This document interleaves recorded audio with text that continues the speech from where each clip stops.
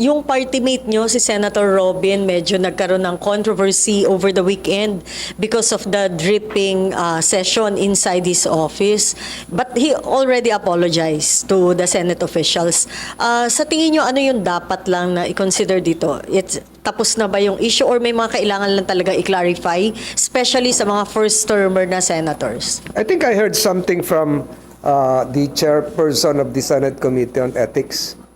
So siguro si Senator Nancy Binay ang nararapat na tumugon kung ano yung direksyon noong gagawin ng Ethics Committee. I'm not privy to any discussion so far. Dapat mabigyan din ng karapatan si Senador Padilla o kaya dili kaya yung kanyang may bahay na makapagpaliwanag kung ano ba talaga yung nangyari o nangyayari.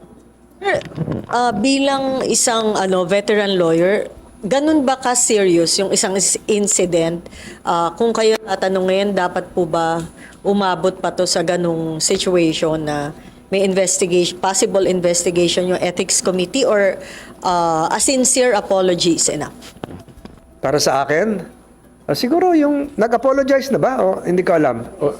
Kung nag-apologize na pala, siguro di wala nang dapat, para sa akin yun wala nang dapat pag-usapan kung humingi na ng paumanhin. Pero sir, parang lang manote na yung government premises should be considered anything activity na gano'n. And this should serve as a lesson sa lahat na pag may gagawin sa opisina, make sure na be proud of that. Well said. Pwede ka lang spokesman. Ha?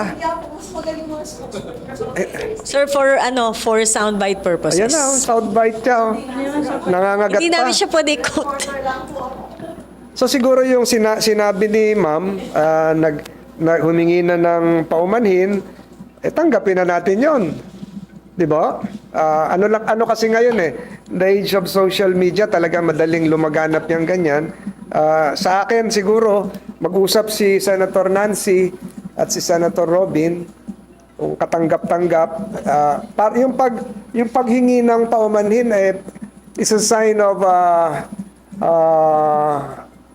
being humble, is a sign of humility. Nagpakumbaba na siya humingi na ng patawad. Kahit hindi naman natin alam kung mali talaga yon sangayon sa pamantayan ng rules ng Senado. So yung kanyang paghingi ng paumanhin is a sign of humility. It should be accepted likewise.